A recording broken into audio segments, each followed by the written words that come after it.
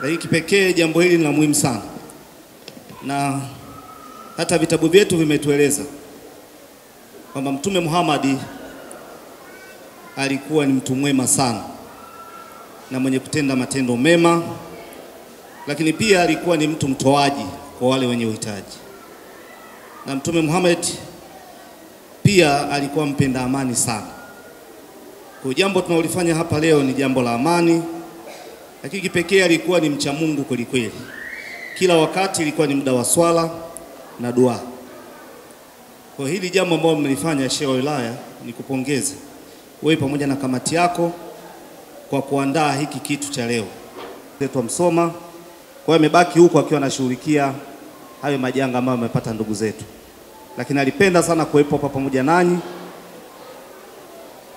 Kwa sababu ya dharura imetokea hivyo, kwa hiyo tumshukuru Mwenyezi Mungu kwa kila jambo.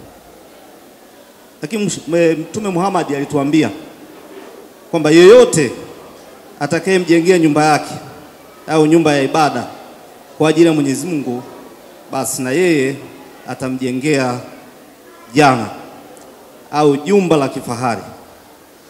Kwa na sisi hapa leo tutafanya kazi kubwa ya kumjengea Mwenyezi Mungu nyumba yake ya ibada kwa kuchangia kile kidogo tulicho nacho, lakini kwa Mwenyezi Mungu ni kikubwa sana. Lakini pia Mwenyezi Mungu anatuambia, Mtume Muhammad anatuambia, mkono ulio juu ni bora zaidi ya mkono ulio chini. Kwa wewe utakayetoa kwa mkono wako, basi utakuwa bora sana. Kwa naombe tutakapoanza lambe yetu basi tujitoe. Lakini pia Mwenyezi Mungu anasema, ikiwa mtamnusuru Mwenyezi Mungu na yeye atawanusuruni. Kwa hiyo tutakapojenga nyumba hii ya ibada, nyumba tukufu, basi Mwenyezi Mungu atatunusuru pia. Lakini pia Mwenyezi Mungu anasema, anaendelea kusema, ikiwa mtafanya mambo yake yote, basi na yeye atayabariki mambo yenu. Kwa hili jambo tunaenda kulifanya ni jambo la Mwenyezi Mungu. Kwa hiyo niwaombeni wote tutoe kwa moyo, tukiwa tunamwandalia Mwenyezi Mungu nyumba yake takatifu. Asalamu alaikum. Basi leo kwa kuwa tuna ratiba ndefu kidogo, mimi niseme hapa nimeshafungua rasmi harambee hii, kwa maana sisi wote tuliopo hapa ndio ambao Mwenyezi Mungu ametuleta, na wale ambao hawajaje kwa ajili ya pamoja na watu wengine ambao wamekuwa wakimshika mpaka hatua mliofika. Tumesikia taarifa hapa ya ujenzi wa msikiti mpaka pale ulipofika. Ni kazi kubwa imefanyika. Kuna wadau mbalimbali ambao Mwenyezi Mungu aliwashika mkono akaudondosha pale kwenu, na jambo hilo kubwa likaweza kufanyika. Basi tuwaombee heri hao, na wao Mwenyezi Mungu azidi kuongezea. Lakini naamini kwa kadiri mlivyokadiria msikiti huu, inshallah utaenda kufanyika na utatokea, na ni msikiti wetu ambao sisi wote wanatalime tutauswali pale. Na tukitengeneza nyumba hiyo, maana yake tumetengeneza amani ya wilaya, sababu kwa mafundisho ambayo mnayatoa tunaamini yanaenda kutujenga kiimani, yanatutibu kiroho, na mambo yanaweza kwenda vizuri. Asalamu alaykum. Naitwa Elisha, katibu wa Mheshimiwa Kimbaki. Niko hapa kumwakilisha mbunge wetu Michael Kimbaki. Lakini kabla sijasema mchango wake, niseme machache na salamu zake nyingi ambazo amezituma. Alikuwa afiki yeye, lakini kwa sababu ambazo haziwezi kuepukika ameshindwa kufika. Mheshimiwa mbunge amekuwa pamoja na sisi katika nyakati mbalimbali. Tutakumbuka mwaka juzi amefanya jambo hili la kuchangia msikiti huu shilingi milioni 5, lakini pia na jambo la iftari. Lakini pia iftari ambayo tunaenda kuipata jioni ya leo imeandaliwa na Mheshimiwa mbunge Michael Kimbaki, na jana niliweza kufika pale ofisi ya Shehe nikakabidhi shilingi milioni 5 kwa ajili ya maandalizi ya shughuli hii inaendelea mahali hapa. Lakini pia mbali na hapo, leo katika tukio hili ameniagiza katika mchango wake wa shilingi milioni 1,500,000 kwa ajili ya kazi ya kumjengea Mwenyezi Mungu nyumba ya kuabudia. Baada ya kusema haya, niwashukuruni sana Mheshimiwa mbunge yuko pamoja na sisi kuhakikisha kwamba nyumba za ibada zinajengwa kwa ajili ya kuunga pia juhudi za Mama Samia Suluhu Hassan ambaye ni rais wetu wa Jamhuri ya Muungano wa Tanzania. Asanteni sana, tuendelee kumwombea, tuendelee kuliombea taifa letu kwa pamoja. Asante. Siku ambayo tunaitumia kwa ajili ya kufanya maandalizi ya kujenga nyumba yake tukufu. Wapo wengi walitiania kwa ajili ya kufika, lakini kutokana na sababu mbalimbali Mwenyezi Mungu hakuwawezesha. Lakini pia nimshukuru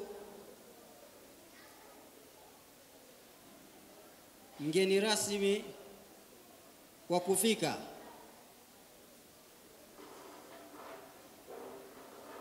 Na wageni wote waliofika, Mwenyezi Mungu awalipe kheri.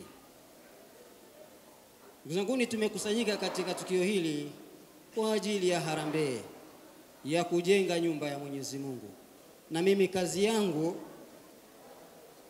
ni kumkaribisha mgeni rasmi kwa ajili ya kuja kutufungulia zoezi letu, ambaye ni mwakilishi wa mkuu wa mkoa,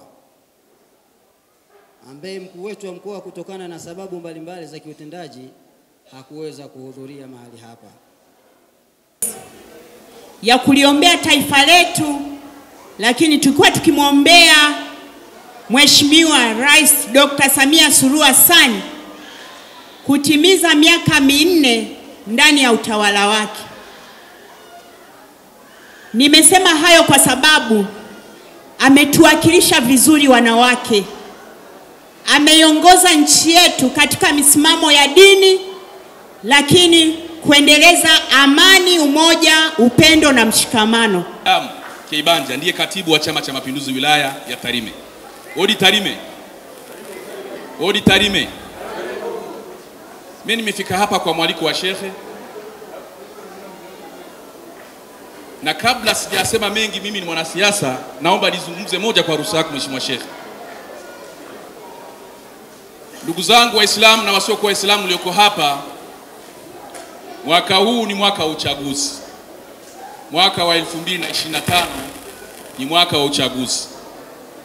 Mheshimiwa Sheikh, tunahitaji maombi yenu kama viongozi wa dini, mtuombee amani na ustahimilivu katika kipindi hiki ambacho tunategemea kufanya uchaguzi wa kuwachagua madiwani, wabunge na Mheshimiwa Rais wa Jamhuri ya Muungano wa Tanzania.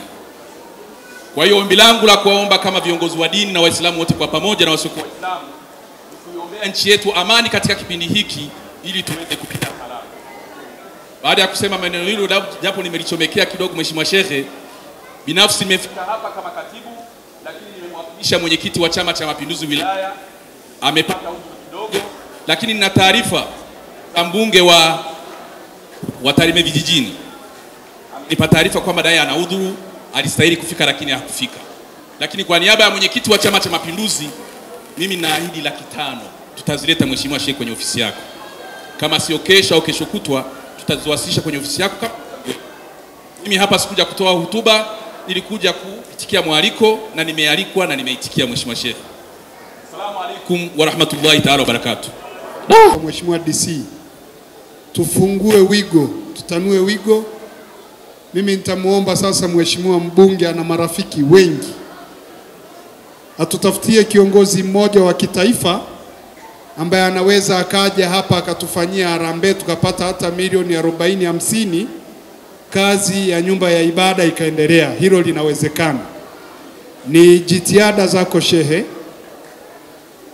kuandika dodoso kumuomba Mheshimiwa mbunge atusaidie kututafutia mgeni ambaye ni miongoni mwa rafiki zake atakao tuendeshea hapa harambee ya kuhakikisha kazi ile inaisha. Ndugu zangu Waislamu, nataka niwaambie, lazima tufunge mkanda. Hiki mnachokifanya unaweza ukaona ni jambo dogo, lakini kwa Mungu lina thawabu kubwa. Jengo hili sio jengo la kawaida. Jengo hili ni ghorofa. Jengo hili linahitaji pesa nyingi sana. Lakini na pesa hiyo nyingi, hakuna mtu mwingine wa kuitoa tofauti na mimi na wewe. nataka nikuambie shilingi 1000 katika 100,000 ina thamani kubwa. Tukifanya hivyo na imani, msikiti wetu utaisha mapema. Lakini tukikaa tukasubiri kwamba mpaka tukusanye ziwe nyingi ndio tutoe, hatuwezi kwenda. Na muwekeane malengo kiwekeana malengo kwamba kila muumini wa Kiislamu mmoja, mfano rafiki yangu Sarige, kwamba kwa mwaka huu Sarige atupatie milioni 4, inawezekana.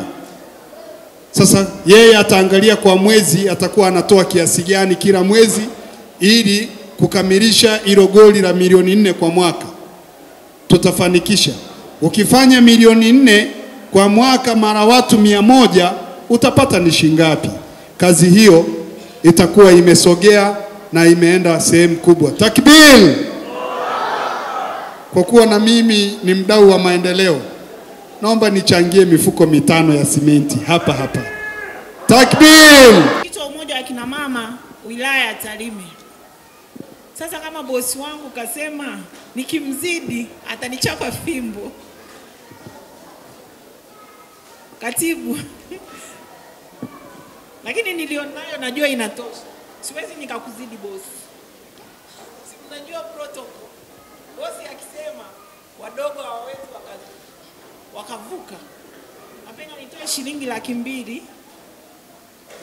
Lakini pia kabla sijaikabidhi, naomba nimuite na mwenyekiti wangu wa umoja wa kina mama mkoa wa Mara.